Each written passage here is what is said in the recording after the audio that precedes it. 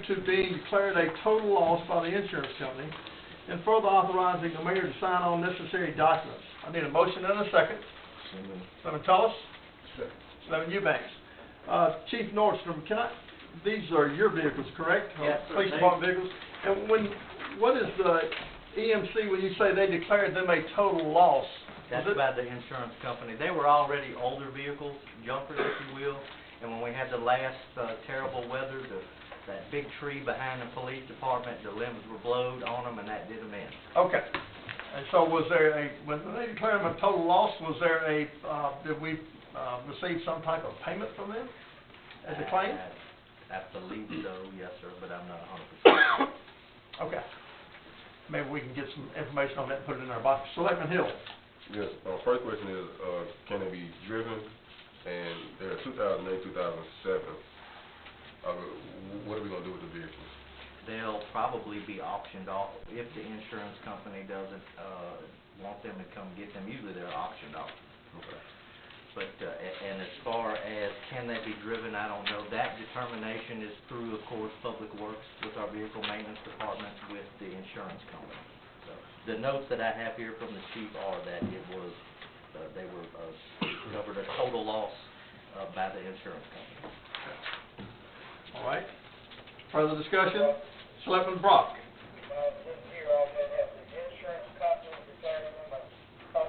Yes, they have. And the question that say that again.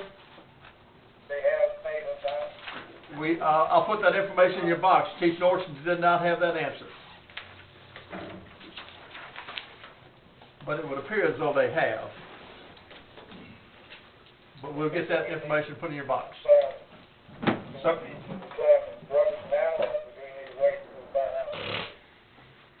well, Chief McKenzie's asking them for us to declare them now, and based on the, ma'am? I think they can tell, they should come tell if they're resolving the claim.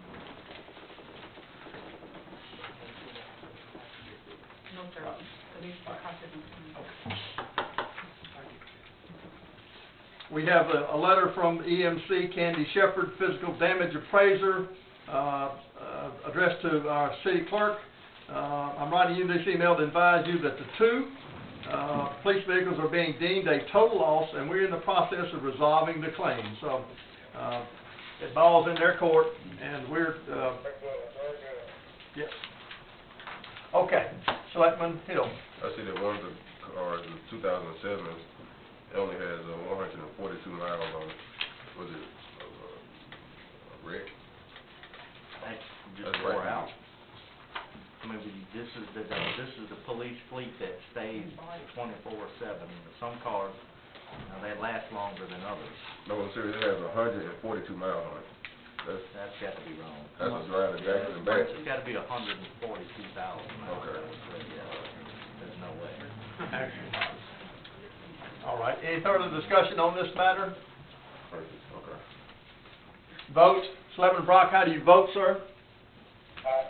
Selectman Hill. Selectman McKenzie. Selectman Tullis. Aye. Selectman Cameron. Selectman Eubanks. Unanimous. Vote passed. Move to item 14. Thank you, Chief Nordstrom. Item 14, and Clerk, Madam Clerk, put some follow-up information in the Selectman's box regarding the vehicles, please. All right, item 14, move to consider approving payment request number 2 for Barrier Construction in the amount of $241,175.75 for Phase 1 of the Bond Mill Overlay Project. Need a motion and a second. So moved. Selectman Tullis. Second. Selectman Brock for the second. Discussion on item 14. Selectman Brock, yes, sir. Mr. Butler, which particular bond is this coming from? I think you sent me a document, I'm pretty sure, don't have it in front of you, it's probably right now. Yes, that is from the Phase 1, you know, the $3.2 million bond.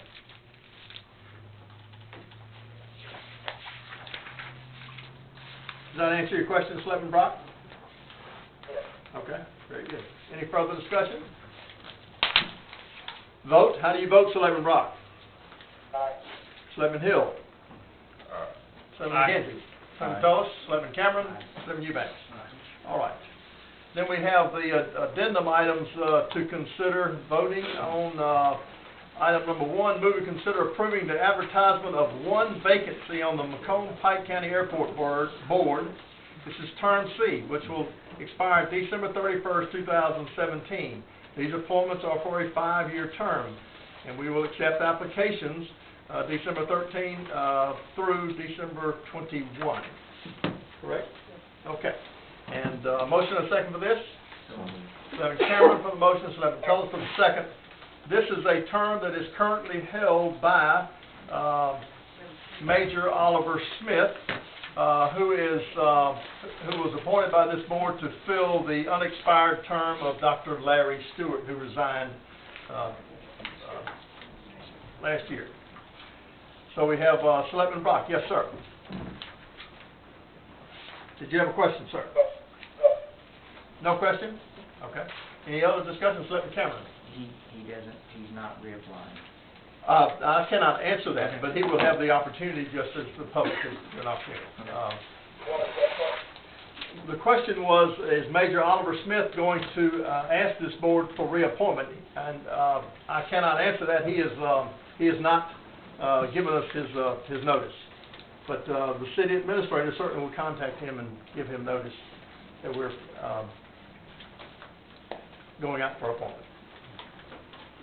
Further discussion? Vote. How do you vote? Selectman Brock. Aye. Selectman Hill. Selectman McKenzie. Aye. Selectman Tullis. Aye. Selectman Cameron. Aye. Selectman Eubanks. Vote was unanimous and vote passed. Approved. Item number 2, I move the second addendum item, consider rejecting all bids for the McComb Sports Park Fields 3 and 4 ball field lighting project. Re-advertise the project and further authorize the mayor to sign all necessary documents. I need a motion and a second. So moved. Selectman Tullis made a motion. Second. Selectman McKenzie for the second. On the back page, you'll see the bid tabulation form for Fields 3 and 4. We had the city had 4 bidders. The low bid was $411,500, and the high bid was $573,500. The project, our number was $350. We're going to redesign, re-advertise, and try to hit that number if we'll approve rejecting and re-advertising. Selectman Hill. And I think everybody knows I'm going with this.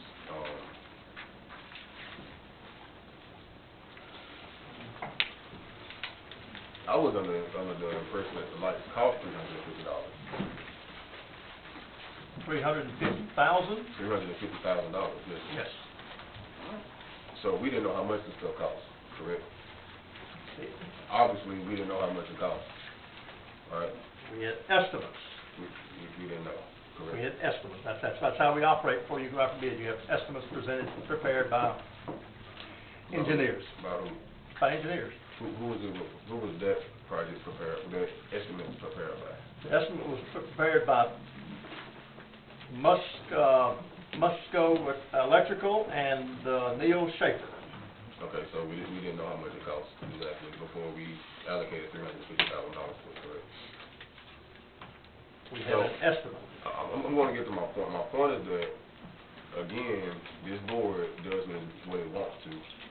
We didn't know how much something costs. We went ahead and allocated a significant amount of money to it, which is $350,000.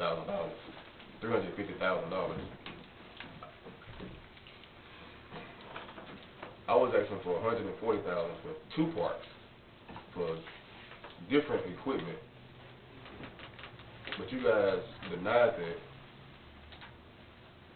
for the same reason that you approved what you guys are doing here. Well, wait a minute. And Well, there again, it's wait, not you I guys. have the floor, Chairman. But you're out of order. I have the floor. You're out of order. Well, this is the board. Hold The it. board. The board, that's it. Not You you guys. guys, the board. You guys, the board. The board. The board, not you guys. I can choose my words. I didn't point nobody out. I said you guys. And there's no women around this board. You guys. We're speaking of collectively as a board of If mayors. you're going to feel so, Just be proper. I wish you would be proper and apologize to the citizens. Okay, Thank you. stay All right, on target, please, stay on please, target, stay please. on target. Thank you. Stay on target. Stay on target. This board does what it wants to.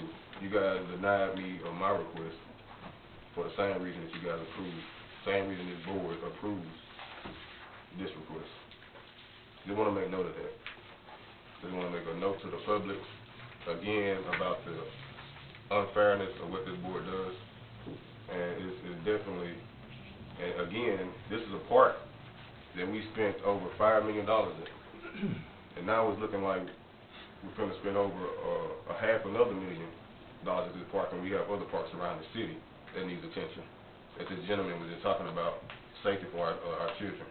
So this board is going to spend another $500,000 in a park where we already have $5 million spent there already. We have parks around our city that are barely standing. What does that tell you as a citizen of this city? Do we really care about the rest of our city? Are we really looking at what's the needs of our city? Are we going to constantly spend money at a park that we spent over $5 million that already, and we get ready to spend another $500,000? And I get denied, my citizens, my constituents get denied $140,000 for the same reason that they approving this one. We did not know how much mine cost to be exact. We didn't know how much this project cost to be exact. It was a motion of allocation of funds to have money to spend with. The same thing that this board is doing with this project. I just wanted money to spend with my constituents. It's unfair. It's blatant. Okay. Anybody else? Yes. Selectman Brock. Yes, Mayor Rollins, I just want to echo what Selectman Hill has said, and just for the record, I took no offense to it, but you have used the word "you guys" around the board on many occasions. Nothing brand new. We guys, you guys, we are board members. The field situation is alike. It's exactly what has happened in the past. Selectmen here asked for certain monies, and cases made. There's no plan. I didn't know how the money was going to be spent. And we did allocate that money over $340,000 for those lights. And we're way off target. Does anybody around the board know how much we paid for that estimate? A guesstimate? Is that a question? I repeat, does anybody around the board know how much we paid for that estimate or guesstimate? Would you like a response? The estimate came from Musgrove at no cost, but Neo Schaefer worked with Musgrove and a task order from the city that we appropriated $12,000 for to design the project. And they're going to have to go back and redesign if that's what this board approves tonight. Selectman Cameron. Oh, excuse me. $12,000 going to pay for the second estimate? Sure. Yes, sir. They're going to redesign for the same cost? That's right. They've got to complete their job. That's correct. Yeah. Selectman Cameron. I just want to say for the past 7 years that I've been on this board, this is the way this has been handled, is that we all agree to pay the engineering firm to come up with a plan to go out and get bids.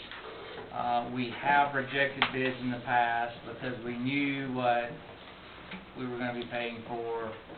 We had an estimate to go by. We're all acting like, no, we're not all acting like. Some of us are acting like this is the first time this has ever been done. Okay, we've gone out for bids, we've gotten estimates, and we've gone out for bids, and we've rejected bids before. Okay, some people Now, who is some skip that project. Didn't we just go through this? This is a board, right? So So didn't we just go through this? Selectman So Eubanks, I need you to correct him. you have not been recognized by the chair. I didn't ask to be recognized.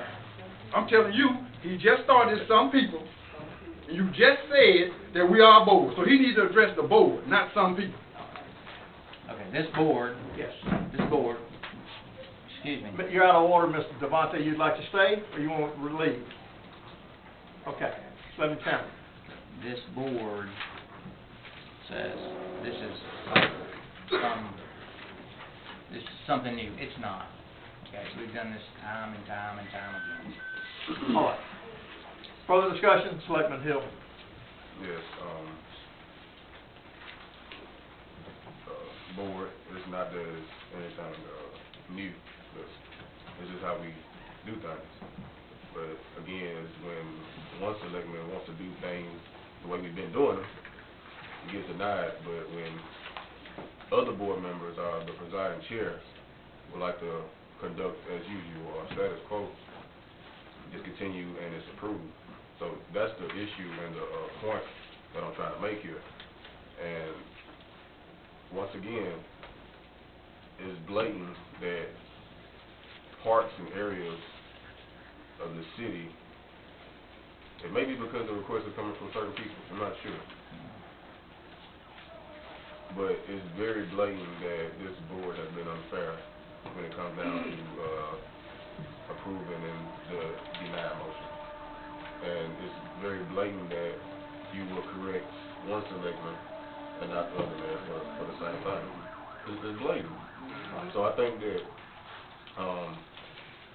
there should be some evaluation and some analyzing of everyone itself before addressing anybody else. Okay. Vote. How do you vote, Selectman Brock? Repeat the question, ma'am. I asked you how you voted. Call for the vote. Repeat the question. The item. Consideration of what? This is a rejecting all bids. We had 4, and re-advertise the project and further authorize the mayor to sign all necessary documents. That's the motion before us. Calling for the vote. How do you vote, sir? Aye. Selectman Hill. Nay. Selectman McKenzie. Aye. Selectman Tullis. Aye. Selectman Cameron. Aye. Selectman Eubanks. Aye. Motion passes. All right. Now, Selectman, let's see, let me get to this street closure. Let me go and get to these items when we come to you. Is that okay? Good? No, I wanna go, man. You want to go now? Yeah. We're in the addendum items. Go ahead. Yeah. As everyone is well aware, we've suffered a significant, weather problem here this Friday, Saturday, in which our citizens were, in my opinion, in the opinion of others, were basically let down. We, knew that this weather pattern was coming through, and for some reason, we were not prepared. And I say that we were not prepared because persons calling us, our citizens calling us, whose power had went out, looking for somewhere to go in order to be warm. Our civil defense director said, he stated that he had 6 inches in his yard. Okay, if he had 6 inches in his yard, he should have understood that limbs were going to break and power was going to go out.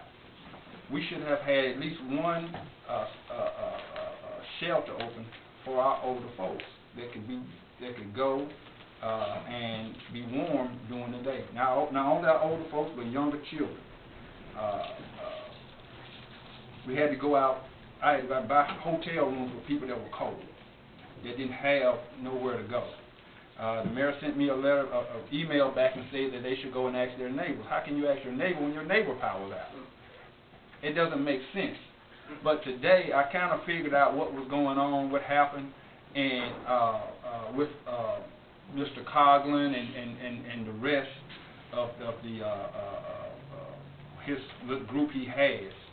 And I just want to play for y'all something that he said, not only about me, but also about the black citizens here in McComb. So you need to be careful when you're running your mouth and who's standing around you. Can I have this mic to be on, please? How much it is?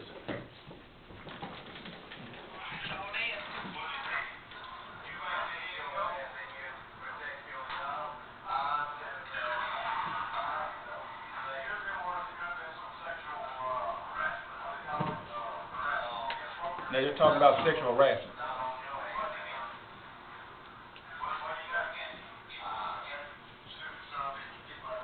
That's Mr. Coughlin calling me a stupid son of a bitch. Now I'm gonna go to the next part where he's talking about not wanting to be around the black citizens of Pike County. One moment, please.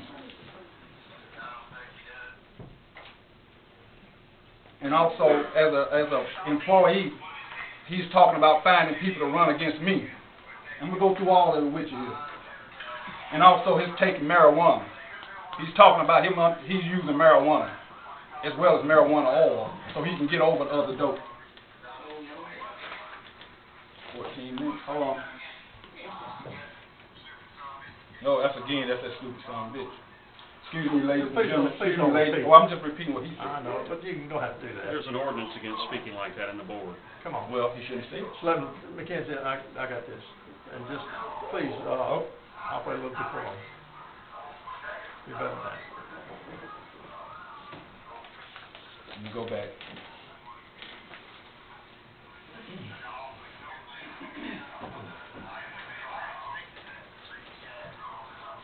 And he's talking about him being half drunk.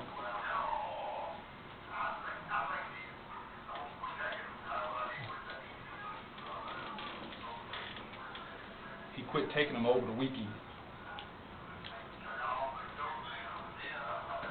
The dope. I got off the dope. The oil, the marijuana oil tastes like hell. That's Mr. Cogman, your civil defense person. Now let me go back to this where he's making fun of immigrants.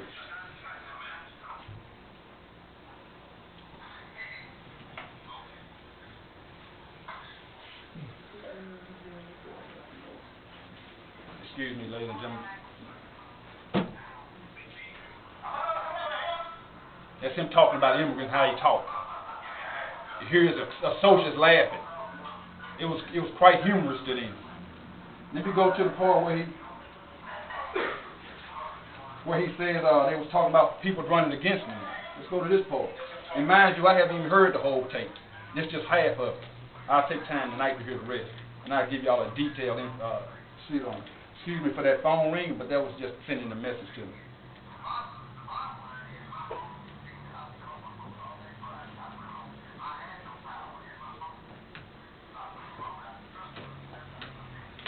And he's with a Mr. Little, whoever Mr. Little is.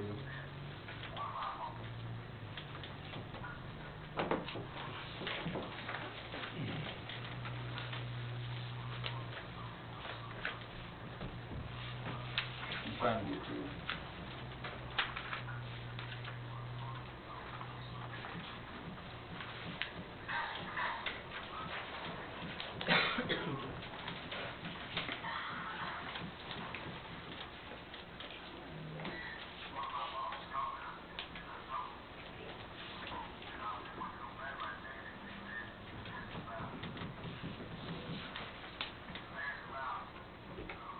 I'm just going to start. I can't get the exact number. It's going to be 30 seconds before we say it.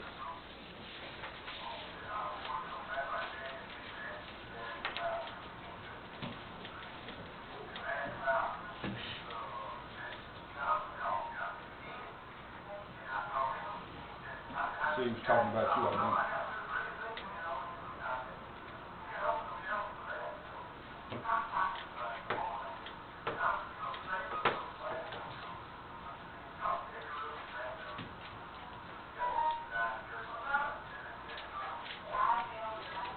If you didn't hear, he was talking about Edgar Lewis in Magnolia.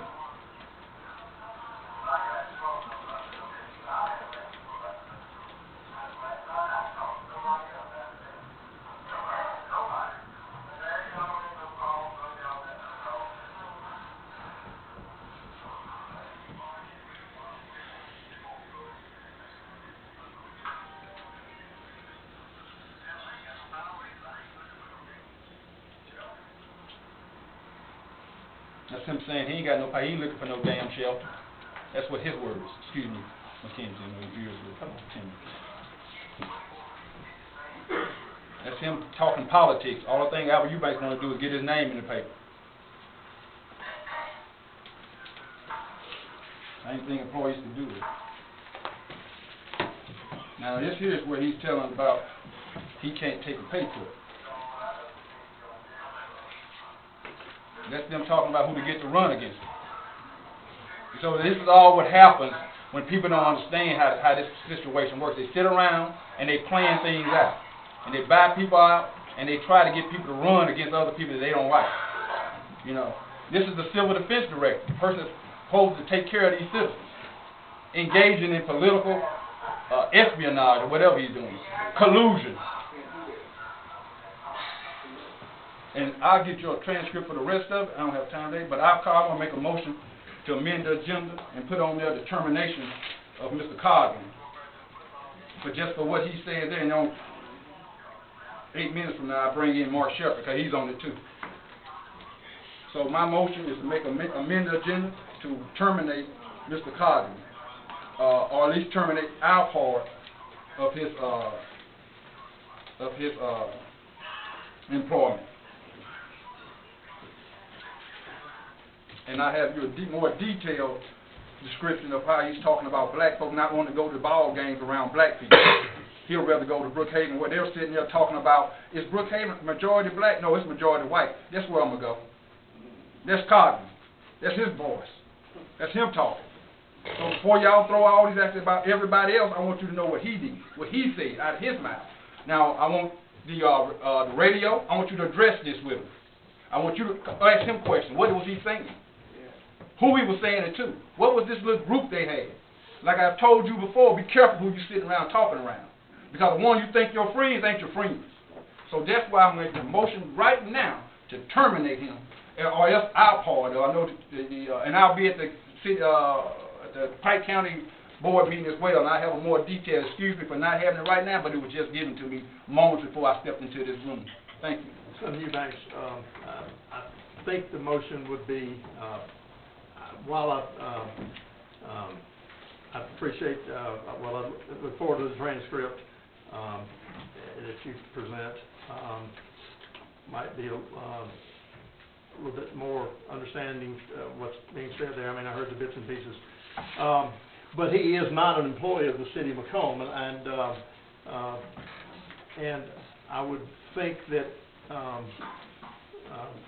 think that motion would be out of order. I don't know that he is not in. Just let me finish. He's not on our position status report. He does not receive paychecks from the city of McComb. Now, and so I can't terminate a man that's not. This board cannot terminate a man that is not employed by the city. We can terminate our portion of the money that he receives according to an interlocal agreement between the county and the city of McComb. All right, we can. Now, if the county wants to keep him on, if they want to keep that type of person on, then that's the county's problem. But as far as us having to spend money on Richard Coggan, in light of what he's saying, and I give you the transcript part where he's talking about not wanting to be around black folks. Okay. The first part is good enough to talk about. He's going to call a sitting council member. Those type of words, I don't think he should be employed. If it was any other employee, and I understand you say he's not an employee, but I feel that we have the right to terminate any local agreement with this guy. And that probably explains why he wasn't out as voracious as he should have been out here doing this rental disaster. He was too busy sitting around doing nothing. So I ask that our part, I make a motion that our part of his pay be cut in light of this tape, and he has no presumption of innocence, no presumption of no presumption of privacy. According to this tape, he said it out loud so that individuals could hear him while he was saying it. He didn't try to muffle his voice. He didn't try to hide his voice. He said it out loud. He said he did not want to be around black folks, and he'd rather go to Brookhaven, which is majority white, than to come around his own citizens. And this is the person that we entrust as the civil defense director. This man, when they were all sitting around laughing and giggling about it. All right, Selectman Brock, yes, sir. Yes, I like to second that motion. I heard you second the motion. And again, board, if he's not an employee, we do have an interlocal agreement. I don't have the interlocal agreement in front of us, but there's an interlocal agreement where by the city cooperates with the county in matters of civil defense, homeland security, correct. Those monies, just one second, the monies that flow to that agency are 911 dollars that, everybody pays through their phone bills. And so, you can't cut off a check from the city of McComb because we don't send a check. Those are 911 dollars that flow into that position. Now, I would,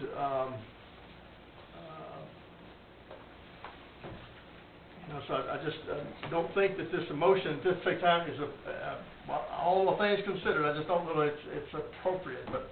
Mr. Dowd, can we have the legal opinion? It's open for discussion. We have, Mr. Dowdy will speak for just a second if he wishes to speak. I have no, Just 1 second, Selectman Brock. I have no knowledge For of, Mr. Dowd to speak.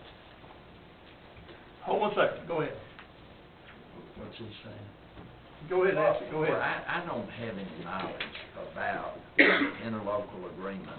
I think it's a question of state law. A motion has been made and seconded, and a vote should be had on that motion, and I will see that, tomorrow or the next day, I'll be inclined to send out a memorandum to the board members saying what, if anything, you had to do with, the employment of Mr. Richard Coughlin. Right now, I'm not aware of any obligation financial to, underwritten by the city of McComb. Okay, Selectman Brock. Yes, Mr. Butler, we have a copy of the interlocal agreement on hand. I have it in my office. Could you give us a copy to us, sir? Yes, sir.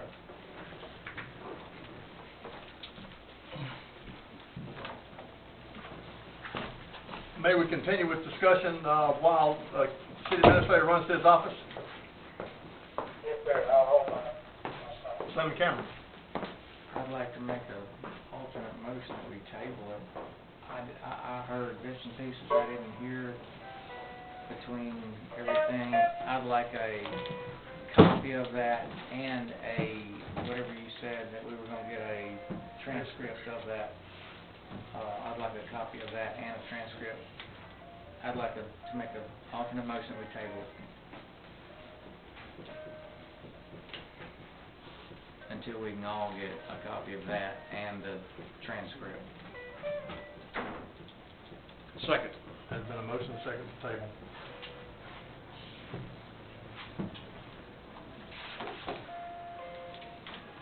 You know, while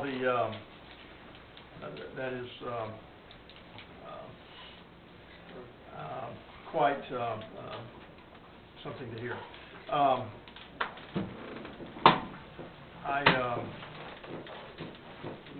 would always, of course, the motion was made to what? To cancel the interlocal agreement, is that correct? To avoid the interlocal agreement. And I think it would be behoove the board to have input from the Board of Supervisors concerning this matter. I mean, it's a very important, very significant matter. I think we should hear from them. All right, Mr. Selectman Brock, City Administrator has returned to the meeting.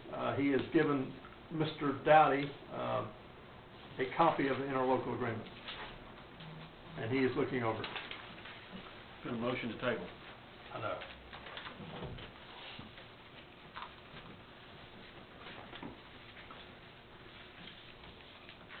So we're gonna ignore that motion, or what? Mr. Dowd, can you pass me the sheet that you're not reading no more?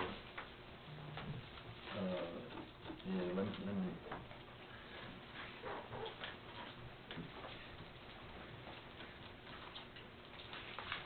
Then the interlocal agreement provides on the third page, this agreement may be canceled or terminated by either the city or the county, by either party giving 6 months written notice to the other party.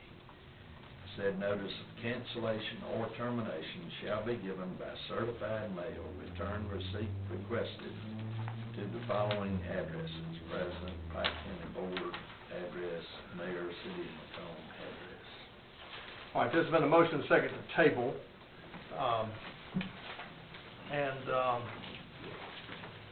Selectman Brock, how do you vote on the motion to table? They got discussion, man.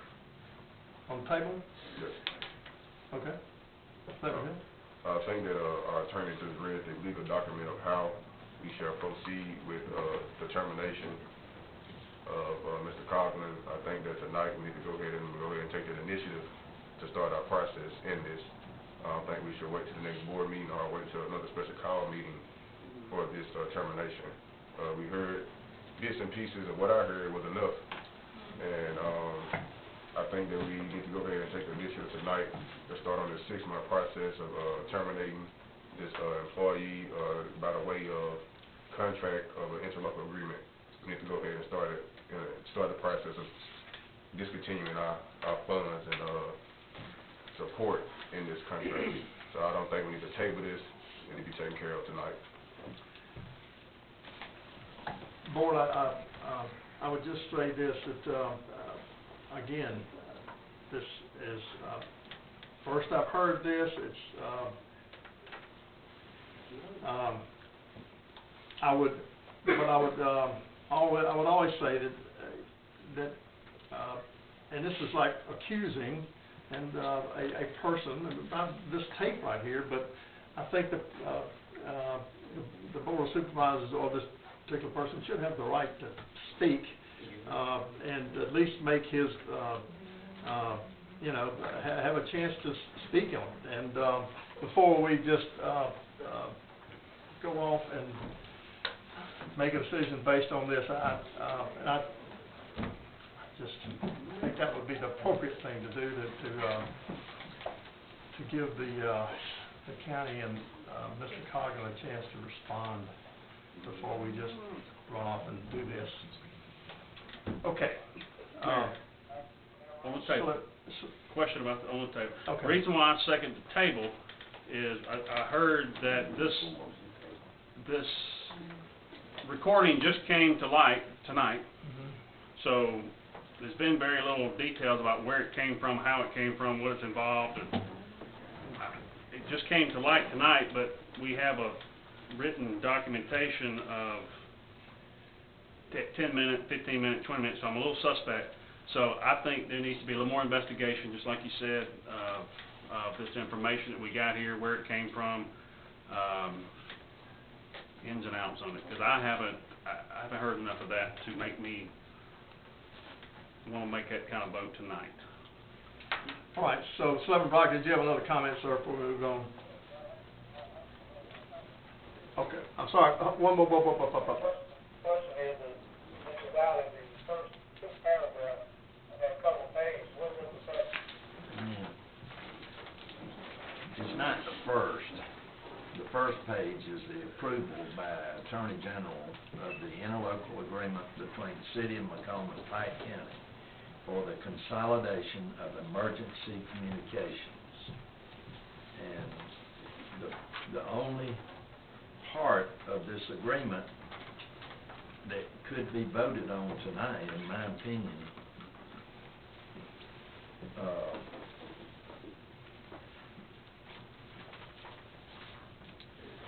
is this, and it's on the next to last page, and this is the agreement between McComb and Pike County to consolidate their emergency communications.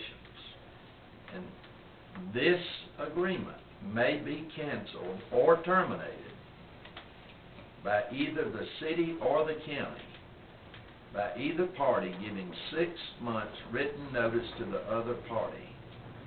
Said notice of cancellation or termination shall be given by certified mail, returned receipt requested.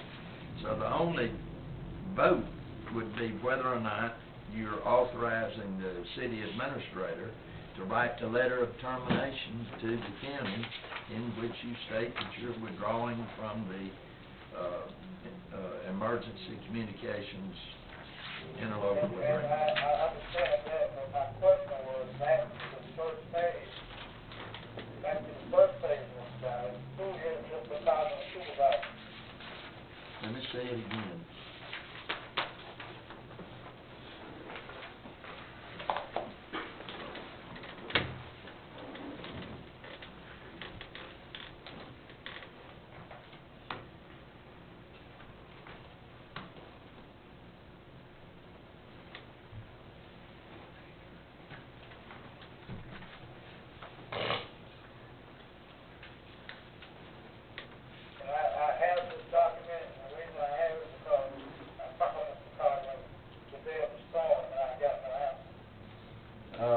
front page, the second from the bottom, whereas all communication officers in the communication center shall be direct employees of the city and shall be under the direct supervision of the chief of police of the city. And maybe That is your dispatch center, your right, 911. I agree, but he Cancel that, huh? asked me to read it, and that's the only thing I know. Is that what you were referring to, Mr. Brock? I was referring to the first paragraph where it said all emergency communication dispatch be placed under the guidance and supervision of the city. And that is correct. That is our dispatch center. He does supervise Timothy Center when it goes What? down to the second paragraph. All right, the first whereas, is that the one you're talking about? The first whereas and the second whereas.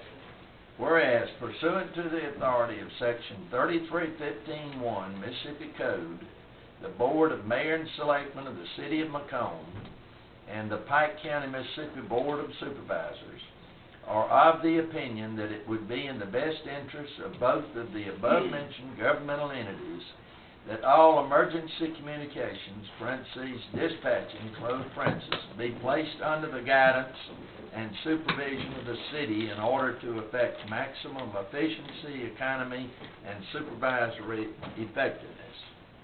And the second paragraph, whereas emergency communication, parentheses, dispatching, close parentheses, is further defined as radio, telephone, pager, and other communication means utilized by E911, all county and municipal law enforcement agencies, municipal and volunteer fire departments, civil defense operations, public works agencies, and all other similar agencies or organizations. Okay, Mr. Dowdy, and you're attorney for the city and the county, and who supervises Mr. Cobbs? I didn't draw this up now, this was drawn up back in 2004. But, and I want to read it because usually the interlocal agreements have sunset and required to be reenacted by the governing bodies.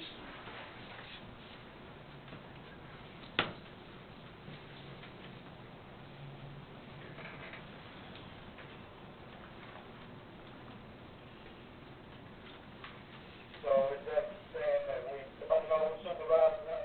Well, I can't read it, I can't gather it right now from reading one of the 3 pages. Okay. And I've never seen this. I've known there's been one. I did not draw it up in 2004. I was not involved with the city of McComb. It's been approved by the, as required by the Interlocal Agreement Act. It's been approved by the Attorney General. But it appears to me that all you can do at this point in time, from my very brief reading of it, is you can vote to give notice that you're withdrawing from the interlocal governmental agreement to consolidate emergency communications in Pike County, Mississippi. All right. Board, there's been a motion second to table. This is the excuse me, Selectman Cameron. Did I miss a handout? No. Are we not reading from, is part of the board not reading from that first paragraph? Did I miss a handout? No, sir. This Selectman, city administrator brought this in from his office. Okay, I'm confused then, because somebody was referring to a first paragraph. Okay, and then another, I don't know how to address the board. The board says we received this recording during the meeting. I didn't say that. When did the board receive this recording? It came during this meeting. It was received by Selectman Eubanks. I didn't say that either. I said I received it tonight, and I said, the text was calling asking, did I receive it? And that's why it was, had I received it. I stand corrected. Okay. All right. So there's been a motion second to table. This is quite damning, folks, in just polite terms. And if that in case is a true and accurate recording, I think this thing will resolve itself, board. and I think it would be, to step out here on just receiving this would be, I think, the wrong step for us to make. Selectman Hill. Yes, our chief deputy in the audience has something to say. I would like to call attention to him, please. Did you raise your hand, Chief? I did, yes, sir. Is it fine? What you want to do, if you want to terminate Mr. Coggins? We cannot They terminate. cannot terminate Mr. Coghlan. Can I please finish? This is an if we had a disaster, this is simply saying we can use their equipment and they can use ours. This is not the way to do what you want to do. This cancels all the red tape in an emergency. If a tornado came through, if an ice storm came through, if we needed their equipment, their people, their manpower, this says that they can help us no matter who is in charge. So while I respect what you're trying to do, this is not canceling our interlocal agreement to them from a safety and equipment need in case of emergency for what we practice for. If there is an active shooter, if there is an explosion at the hospital, we're going to need them, and this is not the way to do that. Well, hopefully he resigned then, and we wouldn't have to go through it. I would like the statement I just made. There's been a motion to table. Would you be ready to vote?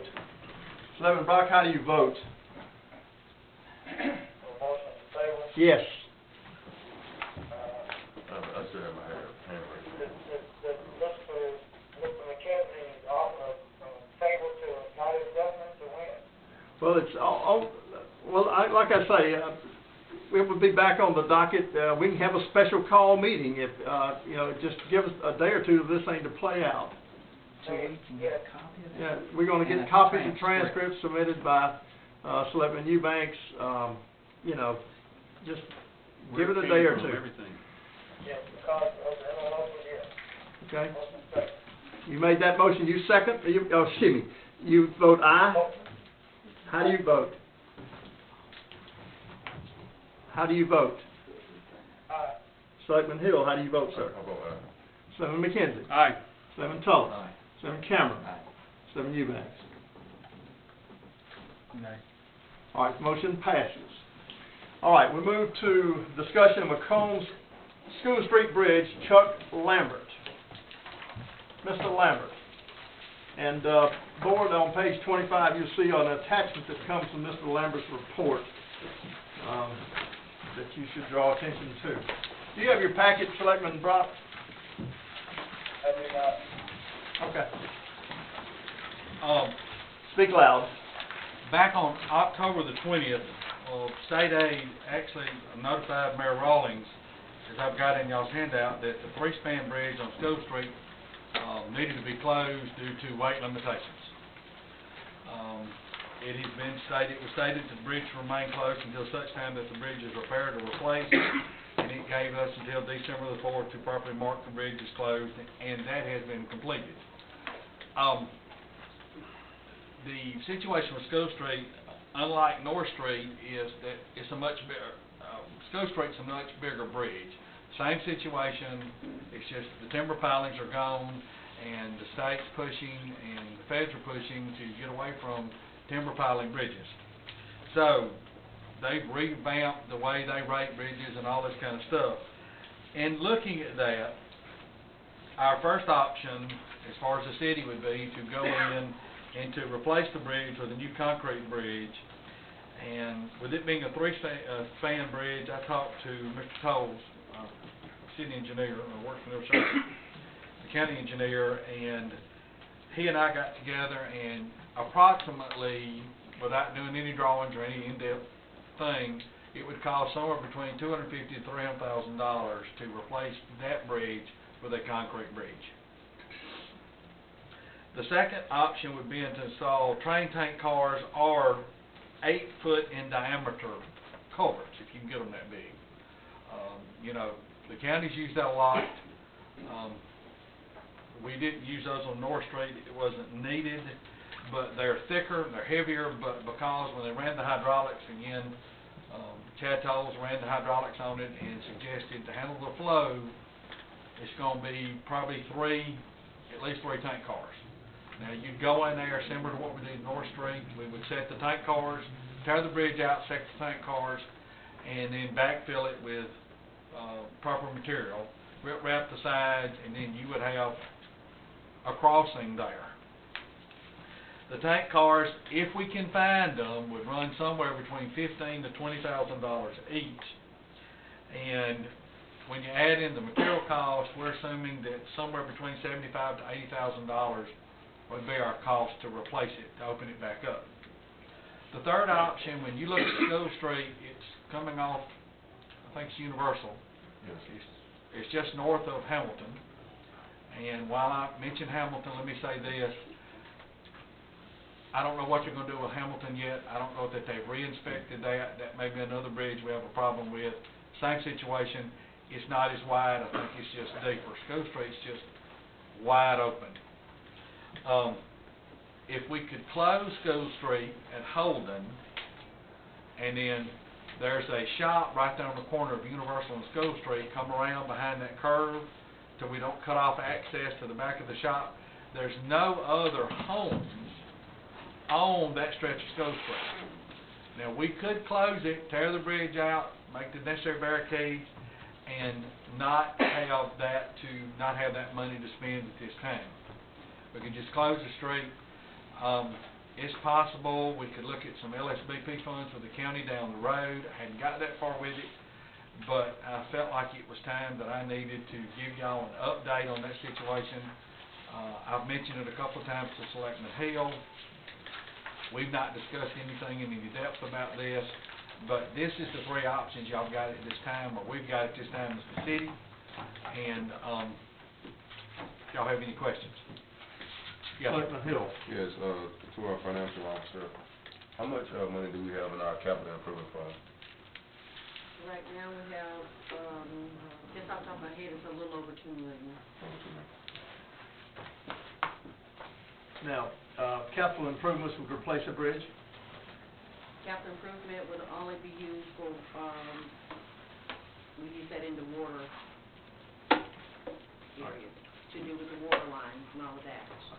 So bridges doesn't follow with water, covering over water? I would have to check and see with the state to make sure that that qualifies. Mm-hmm. But normally it's dealing with infrastructure and things like that for the water department, for the water lines. Yeah, Capital improvements is part of the water sewer enterprise fund. It seemed like it was. Okay, thank you. Board, I don't know how, with the only other access to, coming off Holden Road with it in suspect, and how we have any other option than to make a repair, on this, even though they're, fire trucks have got to get into that neighborhood, and the shortest direct route may be coming from Holden Road across. Mm-hmm. Okay? So, and we made a repair on North Street with just this type of scenario. It should work again. The engineers have told you that it would. Yes. Well, I suspect we should move. If I can, Okay. then if that's the board's wishes, that's fine. I will have to get Mr. Tolles to do a little more work on this one because of the size of it. Doing the North Street Bridge was fairly simple because of the width, because it being as narrow as it was. But I would like just to make sure, let him run his numbers again, and let's check it, and we'll see if we can't get it done and get some firmer numbers. Yes. We'll call and try to get prices on tank cars and make sure that we can locate them and what the actual cost is, and I can get back with Mr. Butler and let him know. Okay? All right. And was this an item that we can defer until the board meeting at the end of the month? Oh, yes, sir. Okay. All right.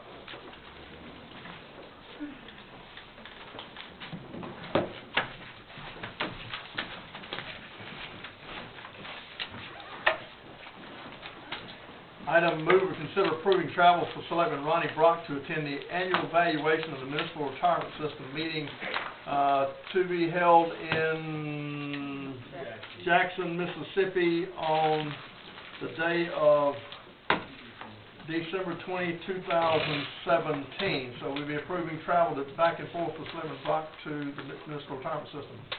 I need a motion and a second. So moved.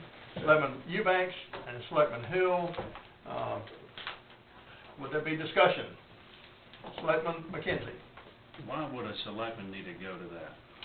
Well, I know that we all received notice of the meeting, Selectman McKenzie. PERS is, I would say that it is very important to, you know, to the livelihood of our employees, because they're the ones most affected by PERS. We have 180 people that are in that system. Just to get an update of how the system, the stability, I guess, is what we're looking at. And I know that the city administrator, I'm encouraging him to go, and Janice, I believe, will go with him, and so 3 heads are better than 2.